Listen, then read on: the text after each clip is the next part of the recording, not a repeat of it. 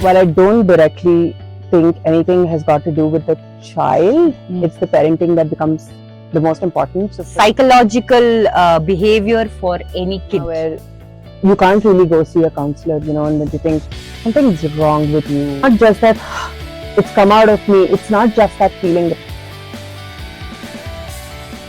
It's acceptance, right? We talk about it all the time, but honestly, I think we all live in. Across an incident where Instagram has. Years back, there was this game that kids were playing where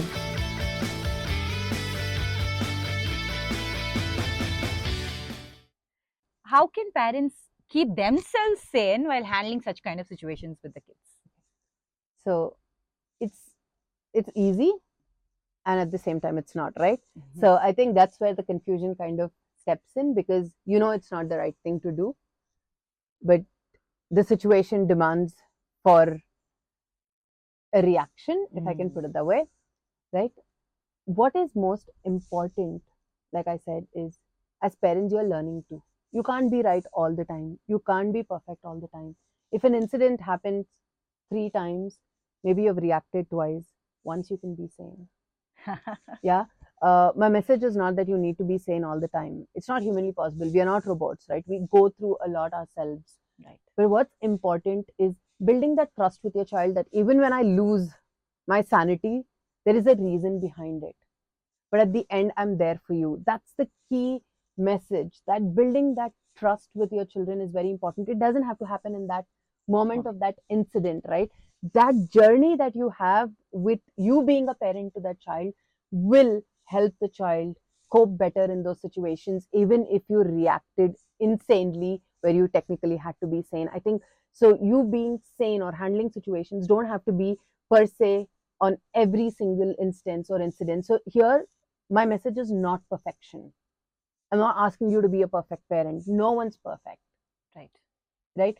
What I'm saying is you need to build that trust with your child, that when I tell my child that he or she is wrong, they get the message the way it's supposed to be, rather than it's a blame, because they've seen you handle situations in a graph, depending on where and what it was.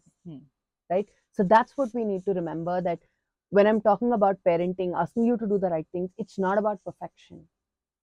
It's not at all about perfection. We all are learning through this journey. Like I said, as parents, you become parents only when you have a child.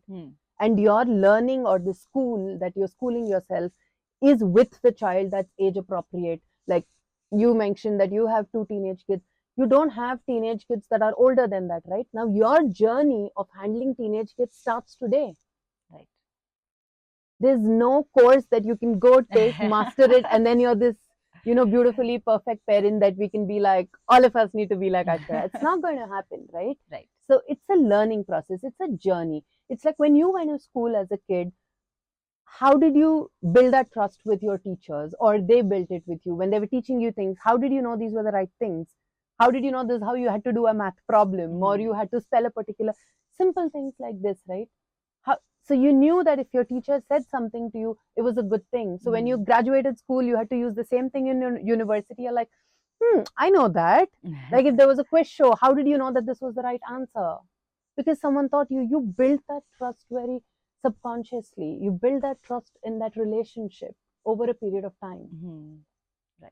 It's similar in this life of school that we have. So, this is something when it comes to other kids and outsiders. So when it comes to siblings, it's a different story altogether, isn't it? So handling emotions there, and they have that self-respect, and especially when the age is a little here and there, like 3+ years of difference, the elder one has his or her own opinion, and the younger one will learn from the elder one only most of the time. Siblings, your thoughts? That's it. Again, both the kids are growing up in a similar household, but have different personalities, right? How does that happen? Generally, right? it happens. There are 2 extremes only. Yeah. How does this happen, right? Again, it's hard to believe, but it comes down to parenting. You might, as a parent, think What is it differently I'm doing? I'm giving the same thing to this child like I gave it to that child. But think about it, with your own first kids, how much more careful you were. Right. Because it was your first step, right? Like you still didn't know. So you were like so careful about everything, teaching them all the right things, doing everything. Everything that you wanted, you imposed on the first child. Hmm. But with the second one, you're so overwhelmed with everything, or we become confident that it wasn't that difficult. I didn't have to do these things. These were all the mistakes that I made, and that they Grandma will talks. grow. Yeah, we do all of that, and we allow the second one to kind of grow on their own. We don't really do the same kind of effort in parenting that we did, or the process of learning. So, a lot of times, if you see, the second kids generally are either over pampered, over stubborn. You'll see a lot of those personalities most of the times in younger children than the elder ones, because the parents are more carefree with them, because they're like, the first one turned out well. The first one turned out well, the second one will, right? But you forget, or don't take a minute to appreciate yourself for all of the sacrifices, all of the things you did in making that happen to your first child, Right. right? And now you've, based on the personality of that child, you've actually tried to give everything. You're kind of repeating the same thing on a second when the entire sheet of canvas is completely different. You're trying to draw the same picture. Right. Yeah. So where are then they learning from? Now the second child does not just have two parents, mother and father, have a sibling too. And easier to connect with that, Right. right? That's where your effort with the first one becomes a little bit higher in telling them that how it impacts the younger one with the decisions they make, with the choices they make. Sometimes what happens, you're the adult one, you need to sacrifice because the younger one needs it. Now the adult one's not such an adult as well, right? True. It's just perspective between the two kids of 2 years, right? So now it could happen on a long run if parents keep doing that, and it happens quite often, where the first one starts to feel neglected.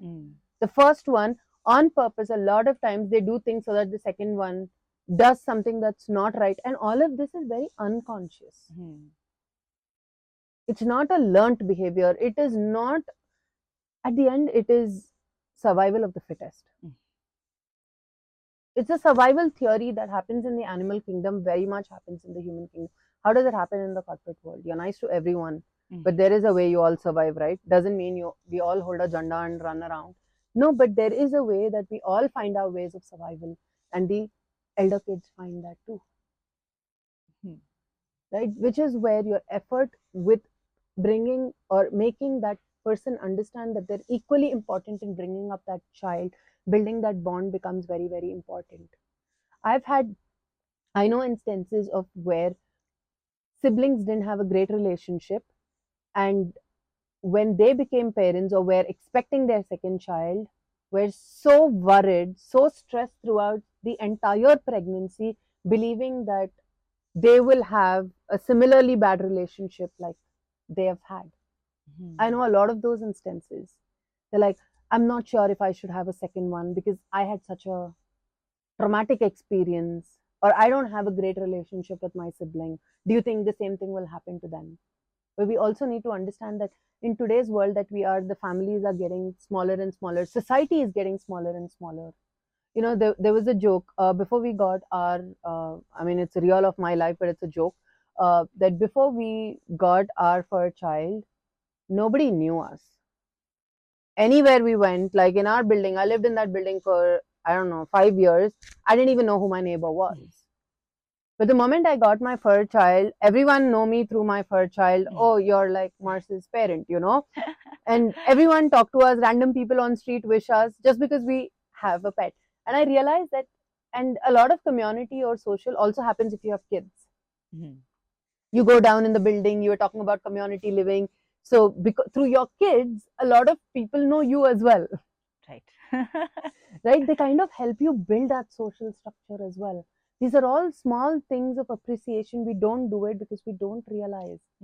Children actually help us build a community, right? And for us to be able to give them that strength to help us build that community is where you step in as a parent to do those right in passage of information because they're already getting it from other sources.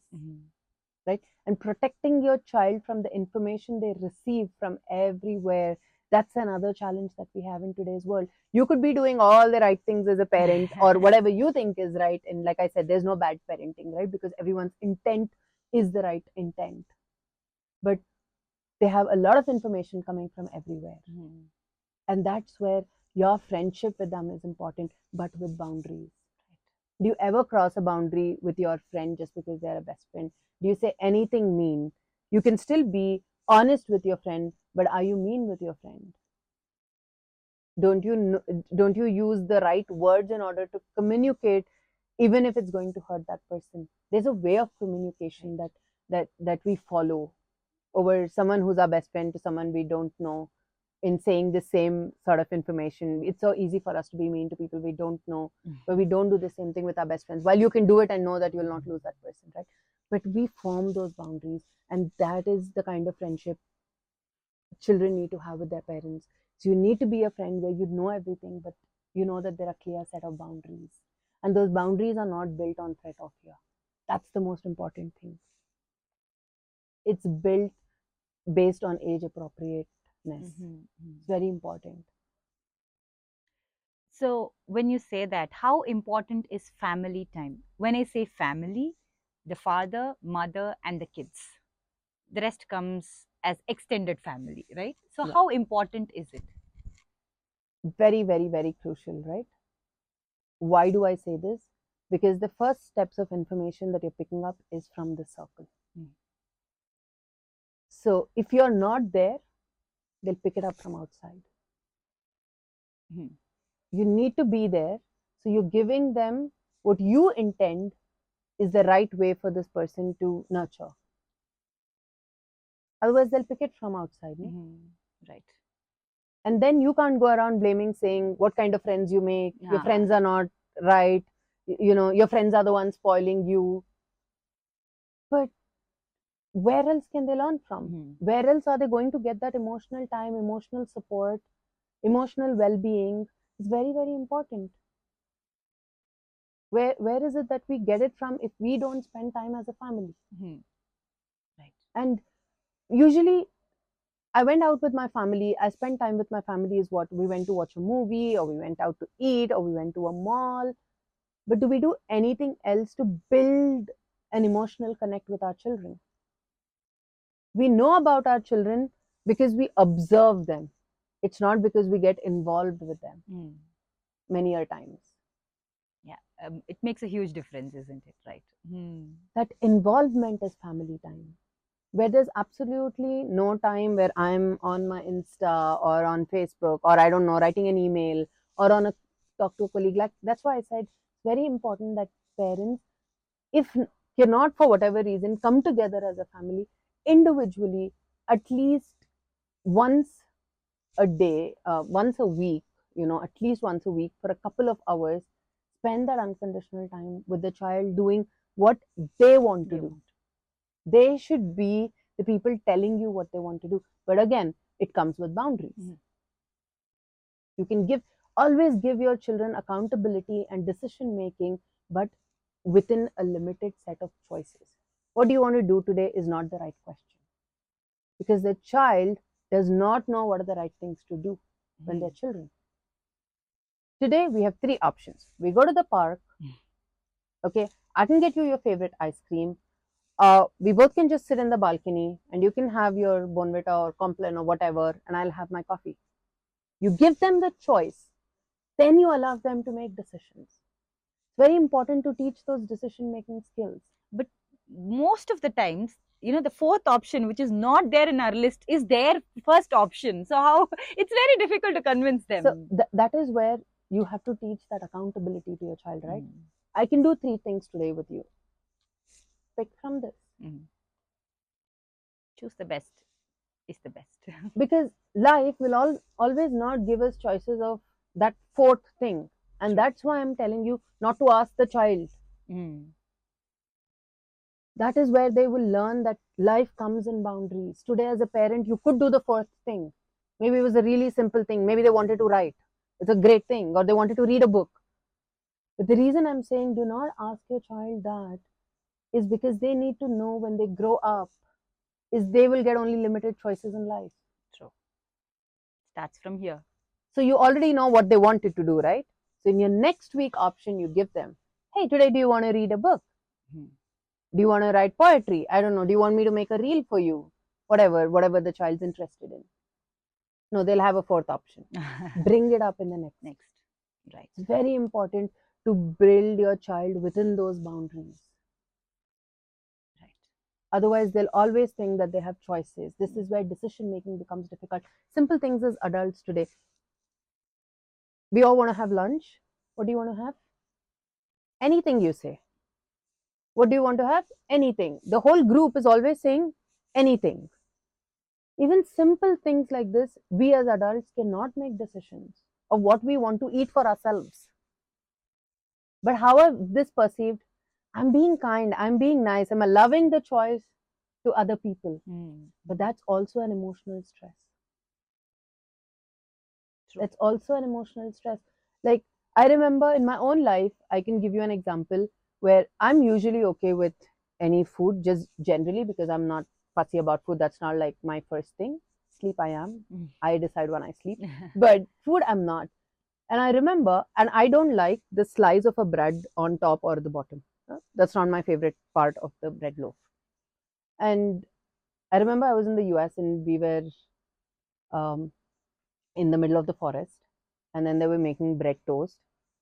And I get the first piece. And before I could say no, my cousin said, I don't think Niru likes this. And immediately the aunt's reaction was, she'll eat anything, just give it to her. It's a very, very small, simple thing. But when we are always okay and flexible and kind of trying to build in everything, you'll always be the last person to get choices that you don't like. And this could be a small incident of a bread piece, but if I keep doing that in life, I'll be this frustrated person who has no personality of her own because I'm like fluid, right? Everyone's like walking all over me. So I can't make any decisions. They sound very funny, simple, and stupid, and they're not life changing, but you're like, I go to office, I make all of these decisions, like, come on, this is really a small thing. No, but these are things that are important for you. You're making decisions in the office because it's impacting someone else's. You're not making decisions that impact our own life. Small That's things. where anxiousness, that's where depression, that's where that low self-esteem starts to build in children, in adults, and then they have difficulty forming relationships. It has a long-term impact, right? Very much. Which is why when you're spending time with your children, you always give them choices so they can make decisions out of what life offers them. That's a huge takeaway. Thank you for that. So, generally, when you say parenting, right? So, it is a very common practice in majority of the houses. One parent says do this, the other parent says, hey, no, it's okay, don't do it. So the child will naturally, tend to go towards the parent who is in favor of the child. What kind of impact will the child have when such kind of incidents, which is very, very common? It's very it common, might be right? even in a piece of chocolate or anything also. Also, just adding to that, it's also like go and ask the other parent. Right, yeah. My answer is no, but go and ask the other parent. Right. Right? So you are trying to play the good cop, bad cop. Sometimes you say yes, sometimes you say bad. Those things are important, right? That balance is important. Okay? Because that is also how you learn to build boundaries with your child. Right? But they need to know why you are saying no. Well, I say no for this, but you can ask dad if he or mom or whoever has a different opinion. Because your choices don't have to always be right. And we need to know that too. Right? That's one aspect to it. And coming back to the aspect of yours, like as parents, you need to always be on the same page. That's important as a couple. Like I said, becoming a parent is the easiest thing. Being on that same page is super critical, which means that both of you know this is the boundary in which I want to raise my child. It doesn't have to be the exact same thing. Your partner comes with their own personality, with their own learnings, and you're not always right, they're not always right. But you build a boundary, you build that space and say, in this house, chocolates are a no no. On that, you can be on the same page. Mm-hmm. So either parent is going to give you the same answer. Right. There could be things, like I said, it is a good cop, bad cop. That balance is important, where they know that there are certain things which is your strength as a parent. So if there is something that goes wrong, you can handle that situation because you're equipped for it. Then you pay that good cop there. Mm-hmm. You do that with your partner. Communication is a key thing. Usually, what do we communicate with our parents when it comes to our kids? Today he did that in school. Today I got this complaint. Today, or maybe they got a good grade. It's just their actions and behaviors of how their day went. But as parents, do we ever sit and talk? What is it that we can do to build an emotional intelligence in our child?